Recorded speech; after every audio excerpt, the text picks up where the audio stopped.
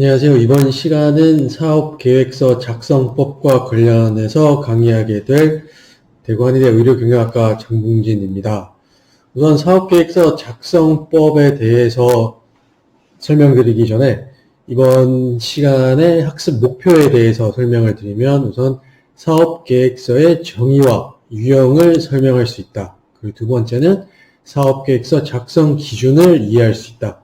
마지막으로 사업계획서 구조를 이해하고 활용할 수 있다. 크게 세 가지의 학습 목표를 중심으로 사업계획서 작성법과 관련해서 설명을 드리도록 하겠습니다.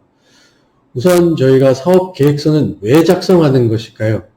사업계획서를 작성하는 이유는 일단 사업계획서라는 거는 새로운 프로젝트나 계획하는 사업과 관련하여 사업 아이템이나 투자, 개발, 생산, 판매, 자금 등에 명확히 초점을 맞추어 추진 계획을 요약 정리한 보고서라고 생각을 하시면 되겠고요. 그래서 조금 정리해 보면 이제 첫째, 계획 사업의 목표가 무엇인지 설명하고 향후 사업 추진 기간 동안 목표를 달성하기 위해서 어떠한 수단을 사용할 것인지를 설명하는 그러한 서류일 수도 있고요. 둘째로는 계획사업의 사업 방향이나 수행 능력 등을 외부에 객관적으로 제시하고 투자자들에게 이를 설득시키기에 가장 중요한 자료로 활용될 수도 있습니다. 또 세 번째로는 새로운 프로젝트나 사업의 방향 또는 사업을 성공적으로 수행하기 위해서 하고자 하는 사업의 초점을 명확하게 하기 위해서 이제 하는 그러한 경우도 있고요. 마지막으로 돈 벌 수 있는 아이디어는 비즈니스 아이디어를 실행 가능한 구체적인 계획으로 발전시키는 거라고 생각을 하시면 되겠습니다. 그래서 종합적으로 정리를 해보면 사업계획서의 정의는 신규 사업, 신규 사업이 될 수도 있고요. 아니면 창업이 될 수도 있고요. 이러한 신규 사업이나 창업을 준비할 때에 향후 전개하고자 하는 계획 사업에 대한 내용을 사전에 일관성 있게 정리하여 서면으로 나타내는 자료라고 생각을 하시면 되겠습니다. 쉽게 말해서 향후에 추진하려는 사업 또는 관련 업무와 관련된 제반 사항을 사전에 일관성 있고 체계적으로 기술한 문서다라고 생각을 하시면 되겠습니다. 그리고 계획을 수립하면 솔직히 말로 하는 것보다 정확한 데이터를 갖게 되면 사업이나 창업 진행 절차도 보다 수월해질 수 있고요. 그래서 이는 사업 계획을 짜서 추진하게 되면 사업을 체계적으로 진행함으로써 쓸데없는 비용의 낭비를 막을 수 있는 그러한 부분들도 있습니다. 또한 이제 향후에 발생할지도 모를 그러한 위협 요소들을 미리 점검하는 그러한 부분들도 있고요. 그래서 그러한 위험 요소들에 대해서 미리 점검을 함으로 인해서 해결 방안을 모색해서 사전에 대비할 수 있는 그런 부분들. 그리고 영업 개시 후에 실적 대비 분석의 자료. 사업 계획서상에는 목표에 대한 부분들이 들어가 있어야 되기 때문에 이제 사업이 추진된 이후에 우리가 목표를 얼마나 달성했는지와 같은 그러한 내용들을 살펴볼 수 있는 그렇게 유용하게 사용할 수 있는 게 사업 계획서라고 생각을 하시면 되겠습니다. 그렇다면 이제 사업 계획서의 필요성에 대한 부분들에 대해서 조금 자세히 설명드리면 앞에서 사업 계획서의 정의에 대해서 설명드린 것처럼 이제 사업 계획서의 필요성은 이제 크게 6가지로 지금 보시는 것처럼 총 6가지로 이렇게 설명할 수가 있겠습니다. 첫 번째는 사업 계획서는 창업 또는 계획 사업의 시행착오를 줄여준다. 그리고 둘째는 사업 초기 또는 계획 사업의 지침서가 된다. 이 얘기는 잘 만들어진 사업 계획서는 투자자나 금융기관을 설득하기 위해서도 이제 활용되는 그러한 부분들이 있고요. 또한 이제 그 인허가와 관련되어 있는 부분들에 있어서도 사업 계획서를 요구하고 있기 때문에 이에 대해서도 활용할 수 있는 그러한 부분들이 있고요. 다섯 번째로 이제 사업계획서는 이제 유능한 인재를 영입할 수 있는 그러한 유인책으로도 활용이 될 수 있습니다. 그러니까 사람들이 이 회사의 그러한 비전이라든지 이러한 부분들을 미리 살펴보고 본인의 비전과 일치하다면, 적합성이 높다면, 적합도가 높다면 이제 같이 일을 하려고 하는 그런 부분들이 있기 때문에 이제 사업계획서는 유능한 인재를 영입하는 데 있어서도 활용이 될 수 있는 그러한 부분들이 있겠습니다. 마지막으로 이제 사업계획서는 사업과 관련된 모든 이해관계인들에게 활용이 된다. 그래서 모든 이해관계자들한테 이제 활용이 될 수 있는 게 이제 사업계획서의 필요성으로 이렇게 설명할 수가 있겠고요. 그렇다면 이제 사업계획서가 이제 어떠한 효과가 있느냐, 이러한 필요성에 의해서 이제 어떠한 효과가 있느냐에 대한 부분들에 대해서 살펴보게 되면요. 첫 번째는 이제 체계적인 사업 계획의 수립이 가능해진다. 그래서 이는 이제 감성적인 그러한 아이디어 또는 경험에 의존하는 그러한 주관적 계획을 방지하는 그러한 효과가 있습니다. 두 번째로는 사업 사명과 목표를 분명히 할 수 있는 그러한 부분들이 있기 때문에 창업자에게 사업에 대한 확신을 갖게 해줄 수 있는 그러한 효과가 있고요. 이러한 부분들은 사업의 수행 과정에서 어려움이 닥쳐도 회사가 나아갈 길을 확인해 줄 수 있는 그러한 효과가 있겠습니다. 세 번째로는 이제 창업자나 아니면 사업을 수행하는 신규 사업의 경우에 사업을 수행하는 과정에서 이제 사업의 성공 가능성을 높여준다. 사업의 성공 가능성을 높여준다라는 것은 이제 사업 계획서 상에서 사업의 수행을 연습해 볼 수 있고, 사업 계획서를 작성하는 과정에서 이제 머릿속으로 시뮬레이션이나 이러한 부분들을 통해서 이제 사업 수행을 연습해 볼 수 있는 그러한 부분들이 있겠고요. 또 그러한 과정을 통해서 발생할 수 있는 그러한 실수들을 사전에 체크를 할 수 있는 그러한 부분들을 통해서 실패 확률을 감소시켜주는 그러한 긍정적인 효과가 있고요. 또한 이제 사업에 대한 객관적인 검토를 통해서 사업 수행에 대한 현실감과 실행 가능성을 높여주는 부분들, 그리고 계획 사업의 검증으로 의욕적인 사업 추진이 가능해진다는 그러한 긍정적인 효과가 있겠습니다. 그 다음에 네 번째로는 앞에서 세 번째와 같은 맥락인데요. 실패 확률을 감소시킨다. 즉, 시행착오를 예방함으로 인해서 이제 비용의 절약이 가능해진다라는 그러한 부분들이 있고요. 그래서 이는 사업 수행에 소요되는 최단 기간, 최소의 비용으로 이제 창업이나 신규 사업을 추진하게끔 가능하게 할 수 있다라는 그러한 효과가 있다라고 생각을 하시면 되겠고요. 그 다음에 이제 다섯 번째로는 이해관계자, 즉 투자자나 금융기관 등의 관심을 유도하고 설득 자료로 활용도가 높습니다. 그 이유는 이제 사업계획서를 통해서 사업자의 신뢰도를 증진시킬 수 있고 사업 과정에서의 갈등의 해소 역할을 할 수 있는 그러한 점과 투자자의 관심을 유도하고 설득이 될 경우 투자 유치를 용이하게 해줄 수 있는 그러한 효과가 있겠습니다. 또 여섯 번째로는 이제 미래의 예측과 대비를 가능하게 하는 그러한 효과가 있습니다.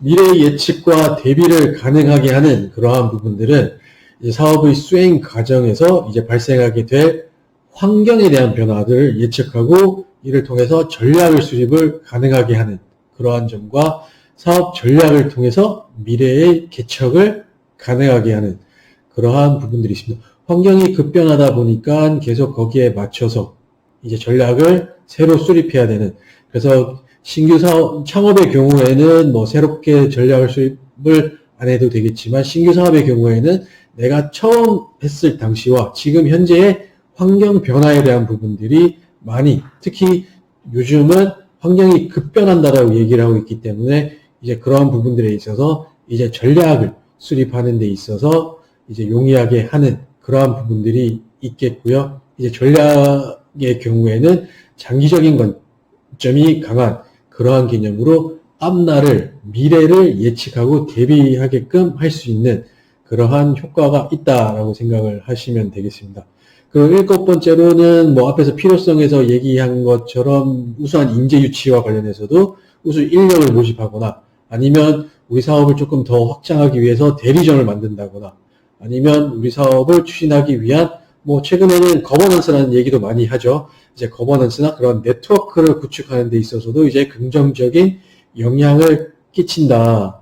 그래서 우수 인력과 이제 대리점 모집 과정에서는 이러한 사업 계획서를 통해서 이제 신뢰를 제공할 수 있는 그러한 부분들이 있고요.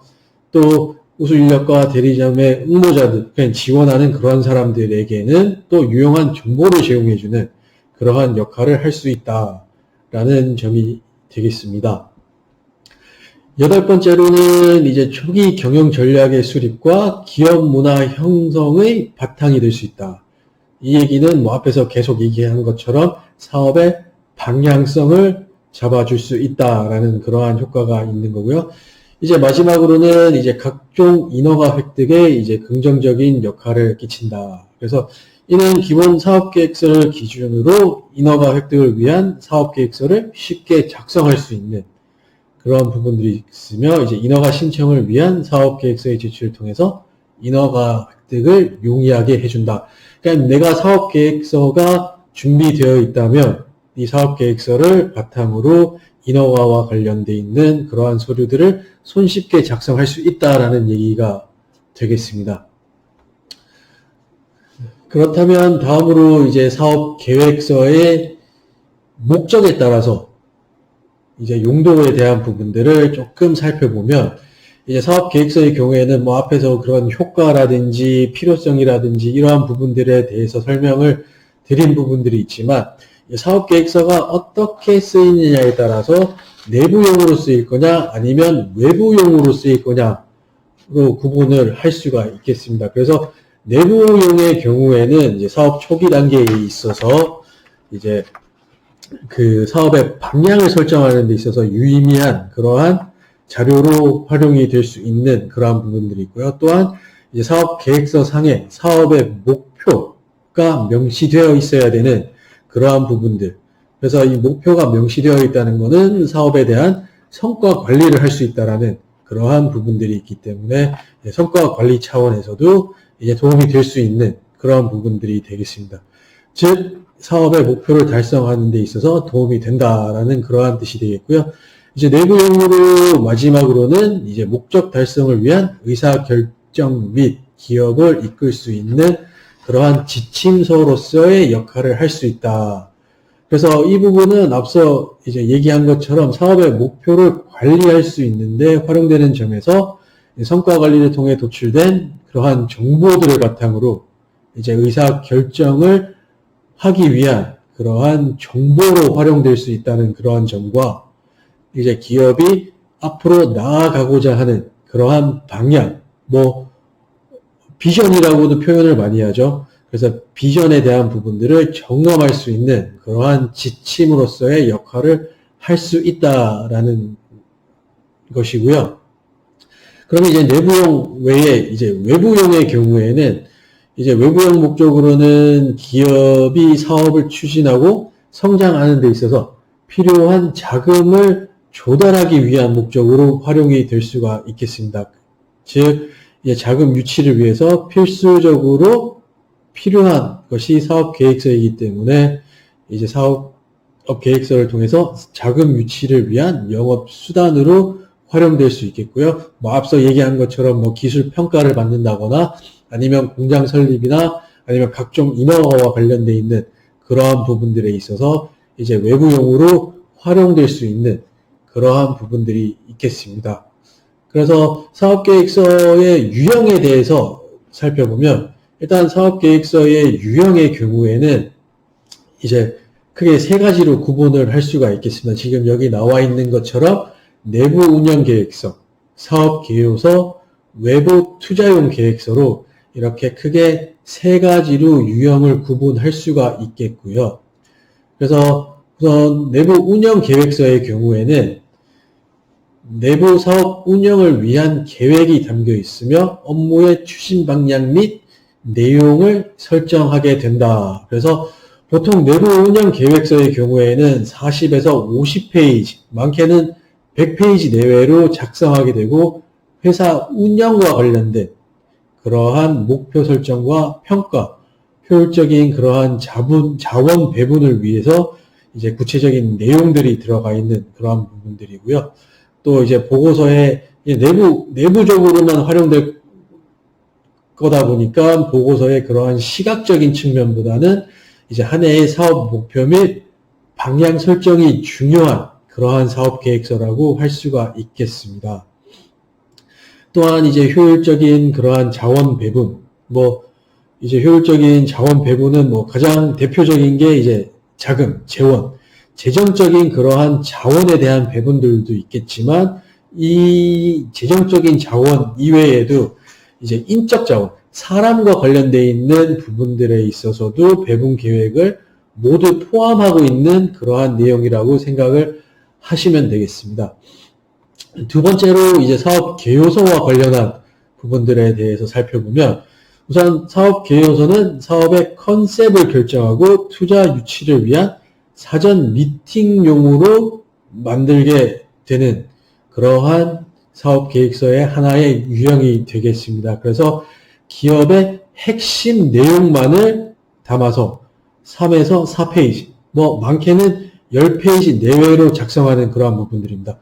아무래도 이제 투자 유치를 위한 사전 미팅용으로 하는 거기 때문에 이제 사전 미팅에서 많은 시간을 할애해 줄 수 없는 그러한 부분들이 있어서 최대한 짧게 이렇게 준비를 하는 그러한 부분이라고 생각을 하시면 되겠고요. 그래서 일반적으로 개요라든지 내가 필요한 자금이 얼마고 내가 여기에 대한 마케팅 계획이 어떻게 되고 재무 계획 등이 어떻게 되는지 한눈에 파악할 수 있도록 구성하는 게 가장 핵심적인 부분이라고 생각을 하시면 되겠습니다.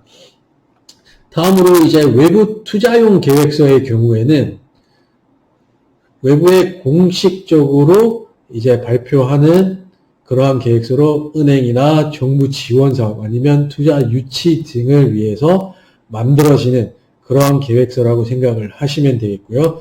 보통 30에서 40페이지 정도로 작성하게 됩니다. 그래서 사업 설명회나 아니면 IR 자료, 아니면 투자 유치 등으로 이제 활용하게 되는데, 이제 외부 투자 유치용 사업 계획서는 이제 기업의 모든 것을 압축해서 담겨 있다고 생각을 하시면 되겠고요.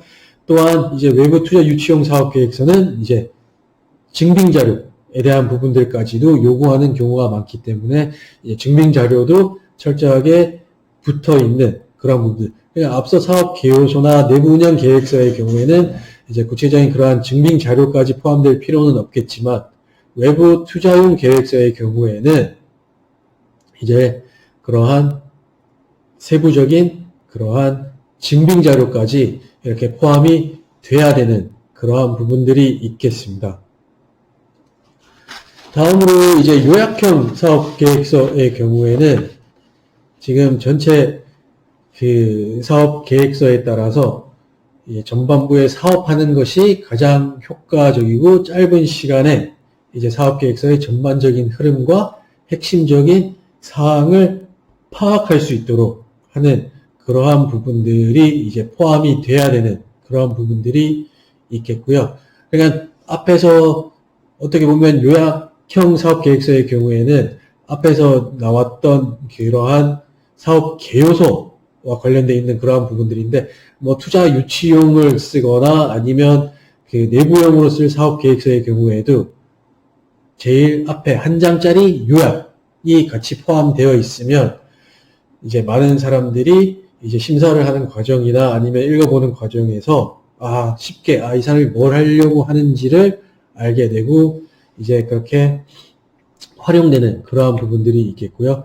다음으로 이제 소수령 사업 계획서의 경우에는 이제 사업 계획의 전반적인 내용에 대해서 구체적으로 상세하게 기술하는 그러한 부분들. 그러니까 어떻게 보면 앞에서 얘기한 그러한 투자 유치용이나 아니면 그러한 내부용 사업 계획서는 이제 소수령 형태의 사업 계획서로 활용돼야 되는 그러한 부분들이 있겠고요. 그 다음에 이제 프레젠테이션용은 이제 사업계획 내용을 발표하기 위한 그러한 목적으로 이제 작성하는 그러한 부분들이 있고요. 대부분 정부 지원 사업이나 이러한 부분들이 서류 심사를 통해서 1차로 이제 선별을 하고 그 이후에 발표에 대한 그러한 부분들이 있기 때문에 사업 계획서와 관련되어 있는 그러한 내용들을 프레젠테이션용으로 만드는 거죠. 그래서 최근에는 뭐 PPT를 활용해서 프레젠테이션을 하는 그러한 경우도 있고요. 뭐 PPT 이외에 이제 다양한 그러한 이제 프레젠테이션 할 수 있는 그러한 툴들이 많기 때문에 이제 내가 전달하고자 하는 거를 가장 적절하게 전달할 수 있는 도구가 어떠한 건지를 이제 선정을 해서 이제 활용하는 그러한 부분들, 꼭 파워포인트로 하실 필요는 없다라는 그러한 얘기가 되겠습니다. 다음으로 이제 사업계획서 작성 기준에 대한 부분들을 살펴보시면 총 8가지가 나와 있는데요. 이제 첫 번째가 이제 결론에 대한 자신감과 명료성, 그리고 두 번째가 주요 내용의 강조 및 핵심 역량 부각, 세 번째가 성장 가능성에 대해서 집중 부각해야 된다. 네 번째가 사업 주체의 경영 능력을 강조해야 된다. 그리고 다섯 번째가 전문 용어보다는 이해 가능한 평이한 용어를 선택해야 된다. 그리고 여섯 번째로는 객관적이고 정직한 자료를 확보해야 된다. 일곱 번째로는 잠재 위험 요소 및 대응 방안을 기술해야 된다. 마지막으로 정확한 소요 자금 산출과 실행 가능한 자금 조달 계획을 제시해야 된다. 총 8가지의 작성 기준이 있습니다. 이 각각에 대한 자세한 설명은 다음 영상에서 설명드리도록 하겠습니다.